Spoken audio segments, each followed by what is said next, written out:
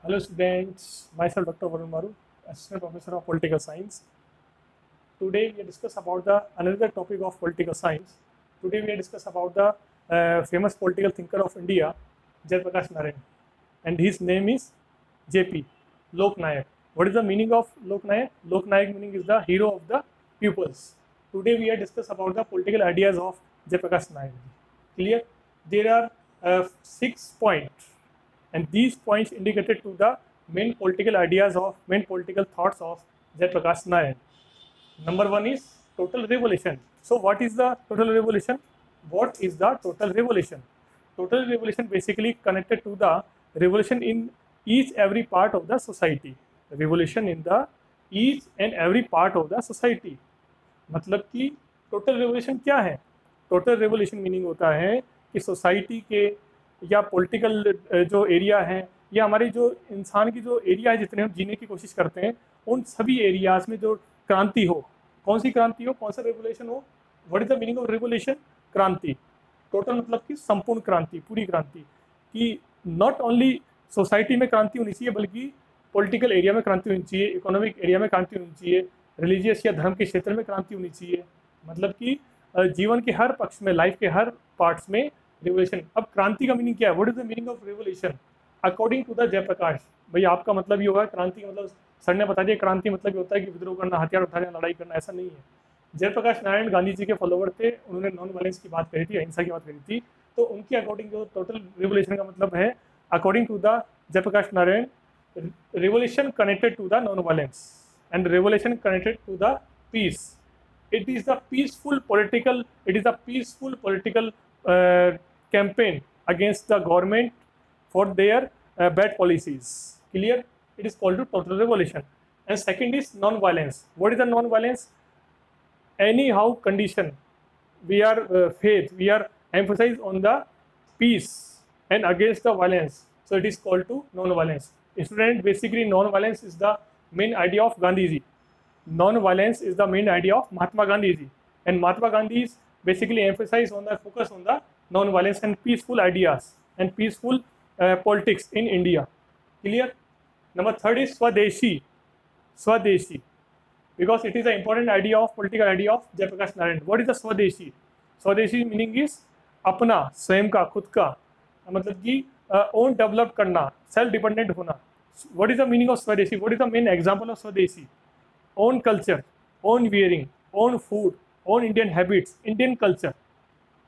Whenever we are the mixing the Western habits, Western culture, then it is not the Swadeshi. So, for example, Khadi is the Swadeshi wearing. Clear? So, Jayaprakash Narayan also emphasized on the Swadeshi. And next point, political idea is Jayaprakash Narayan is Swaraj. What is the meaning of Swaraj? Swaraj. Swaraj का मतलब क्या होता है? What is the meaning Swaraj? स्व, अपना, राज यानी कि राज, अपना राज, अपनी आज़ादी. It is called to freedom. It is called to freedom, independence of the India, because British empire control on the India 200 years. So freedom from the British Empire, British government, it is called to Swaraj. Clear? Swami Vivekananda emphasized on the Swaraj. Subhash Chandra Bose emphasized on the Swaraj.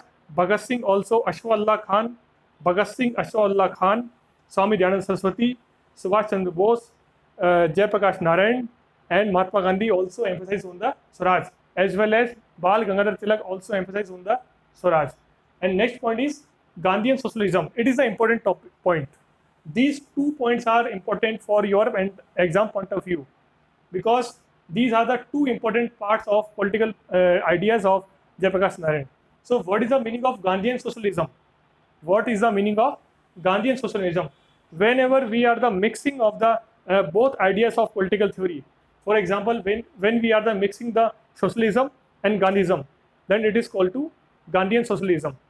Because socialism or Marxism, socialism and Marxism is the ideas of Karl Marx, and Marxism or socialism emphasize on the Communist Party. And what is the Communist Party? What is the communism? For example, in China, China ruling by the Communist Party. China, Vietnam, North Korea ruling by the Communist Party. Clear? So whenever we emphasize on the socialism, communism or Marxism, so socialism emphasizes on the violence, blood revolution. But Gandhism emphasise on the peaceful. So ये question क्या पूछा जाता है कि sir ये बताइए कि गांधीज्म और सोशलिज्म जो है मिक्स हो गए, तो समाजवाद और सोशलिज्म जो है वो तो कम्युनिस्ट पार्टी का है, एक सिंबल है, और कम्युनिस्ट पार्टी जो है चाइना में है, वियतनाम है, क्यूबा में है, और ये तो हिंसा की बात करती है कम्युनिस्ट पार्टी तो, जबकि गांधीवाद जो है वो हिंसा की बात करता है। तो Jayaprakash Narayan emphasise on the mixing.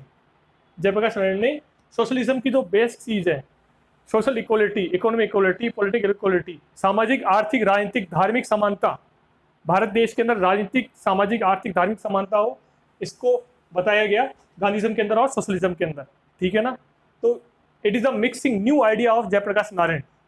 whenever we are mixing the peaceful idea with the Marx, it's called to Gandhian socialism. And last is Bhudan. And what is the meaning of Bhudan? मैंने आपको लास्ट लेक्चर में बताया था जयप्रकाश नारायण की life के introduction जो मैंने दिया था कि भूदान क्या होता है। भूदान, भू मतलब धरती, दान मतलब डोनेशन, धरती का डोनेशन। जब जयप्रकाश नारायण ने 47 के बाद में गांधी 48 के बाद में जब गांधी जी की डेथ हुई, उसके बाद में जब जयप्रकाश नारायण नेहरू जी से नाराज हो गए और नेहरू जी से अलग होकर उन्होंने एक अलग पार्टी बना ली, इसको बोलते हैं प्रजा सोशलिस्टिक कांग्रेस पार्टी। तो उस पार्टी को बनने के बाद में नेहरू जी इनके अगेंस्ट हो गए और नेहरू जी की सरकार से इन्होंने त्यागपत्र दे दिया। किसने दिया त्यागपत्र? जयप्रकाश नारायण ने दिया, जेपी ने दिया, ठीक है ना। इसके बाद में जेपी का त्यागपत्र देने के बाद में जेपी ने तो, मैंने आपको बताया था लास्ट लेक्चर में, जेपी ने तो इंदिरा गांधी के अगेंस्ट भी मूवमेंट किया था, Patna movement. What is the meaning of Patna movement? Patna movement क्या था? पटना का आंदोलन क्या था? जब इंदिरा गांधी ने भारत में आपातकाल लगाया था, इमरजेंसी लगाई थी, उस इमरजेंसी के दौरान जयप्रकाश नारायण ने युवाओं को इकट्ठा किया था बिहार के पटना मैदान में। उसमें उन्होंने क्रांति का आह्वान किया था कि बेरोजगार युवाओं जग जाओ और जो सरकार है, कांग्रेस सरकार है, उसके खिलाफ खड़े हो जाओ। तो युवाओं ने क्रांति करी। इस क्रांति से डर करके इंदिरा गांधी जी की सरकार ने जयप्रकाश नारायण को जेल में डाल दिया, ठीक है, और जेल में डाला और 1975 की इमरजेंसी में उनको जेल में डाल दिया। हालांकि जैसे जब वो बाहर छूटे तो उन्होंने जनता पार्टी के साथ में सरकार बनाई, क्योंकि उस 77 के इमरजेंसी के बाद में इंदिरा गांधी की सरकार हार गई थी। क्लियर?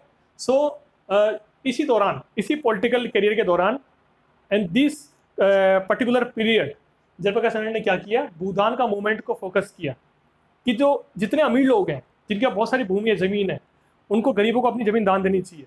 और इसमें उनके गुरु का नाम मैंने बताया था वो लास्ट लेक्चर में, उनका नाम था विनोबा भावे। विनोबा भावे ने और जयप्रकाश नारायण ने पूरे इंडिया में एक ट्रेवल किया, एक यात्रा करी।